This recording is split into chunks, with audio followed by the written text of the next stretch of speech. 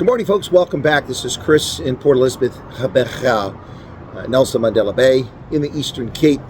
More like the Southern Cape if you look at geography, but let's not quibble over that. Anyway, so interesting thing. The South African government, which is majority led by the majority of the population, Black South Africans, is the group under the ANC that promulgated the current constitution, of course, in conjunction with the new National Party that was part of it before Martinus van Schalkwyk became a cater and took that party that was from apartheid into the ANC, giving the ANC antecedent roots in the oppressive government. Isn't that ironic? But people forget that. Nonetheless, this party, which brought us one of the most liberal constitutions of the world and protects rights,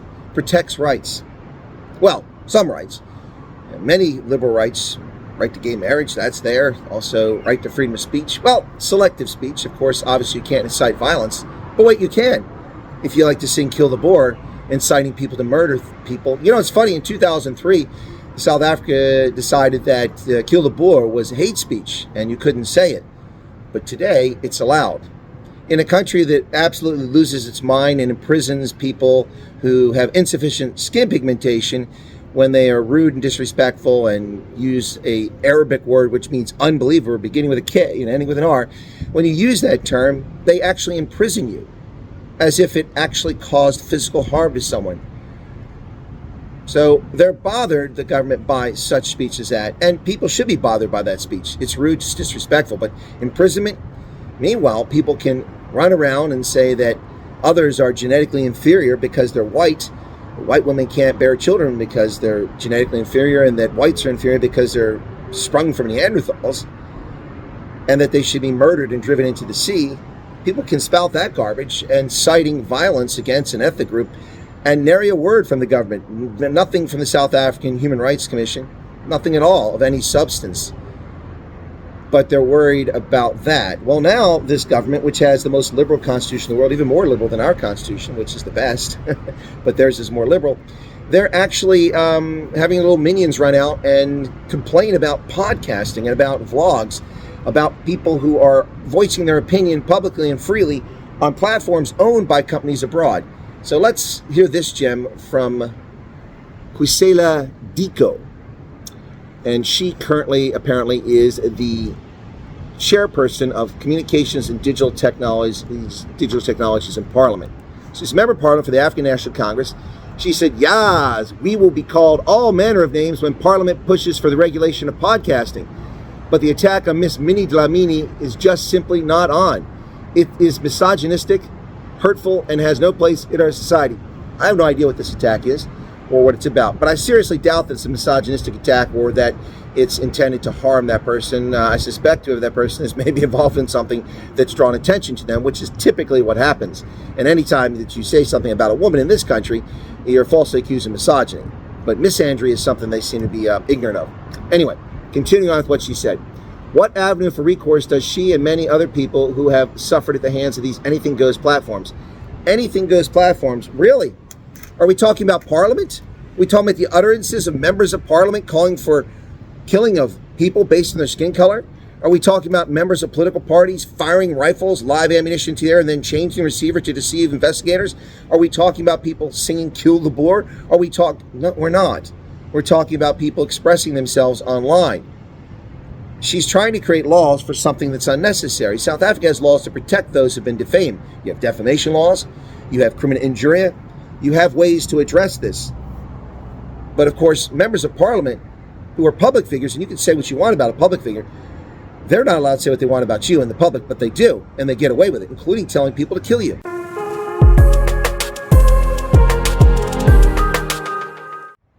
It's unbelievable.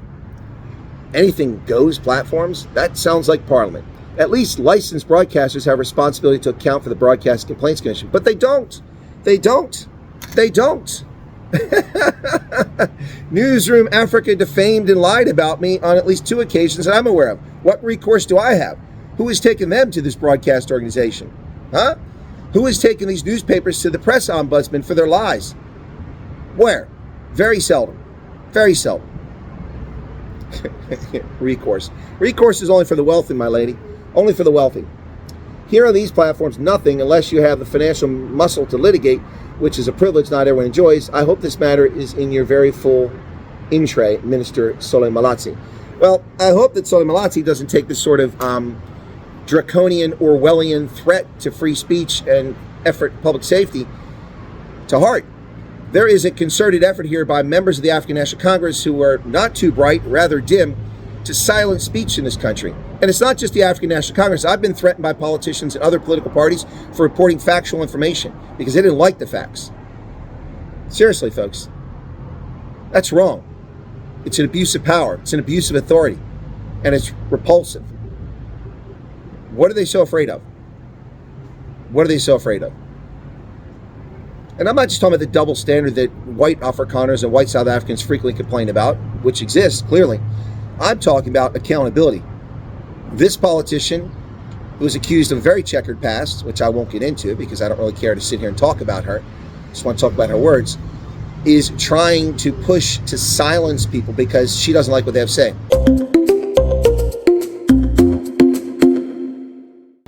Now, there's a phrase that comes from the military. If you're taking flak, it must mean you're over the target. Where there's smoke, there's fire. That's something civilians certainly understand. And there certainly is fire here.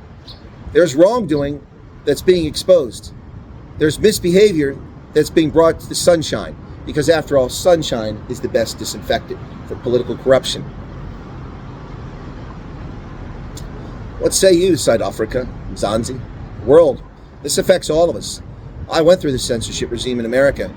Evil platforms took people down who did nothing wrong because they had a different view. And the platforms were created ostensibly so that people could express their views. Factual information. Videos removed for stating factually what is found in the World Fact Book, what is found in World Bank data, what is found in International Monetary Fund data. Simply stating those facts. Videos taken down. This is what this lady wants. Things that are inconvenient. If you expose the level of debt, if you continue to talk about Pala Pala, which has not been criminally prosecuted, the actions, if you talk about digital vibes, if you talk about the behavior of officials and political parties in this country, well, they want to silence you. They've already done it by doxing News 24's reprehensible behavior, Kyle Cowan, arguably committing criminal act. That's up for the courts of South Africa and the police here to decide. But doxing someone, man is receiving death threats, his family, his children are receiving death threats, his business at jeopardy because he expressed a different opinion, and you foolishly think that his opinion actually influences Donald Trump. Number one, you're not very bright. Number two, what are you so afraid of? Don't be a reprobate, and you won't have to worry about things. It's a really sad situation, ladies and gentlemen, but that's the world we're living today. It's a really, really sad situation.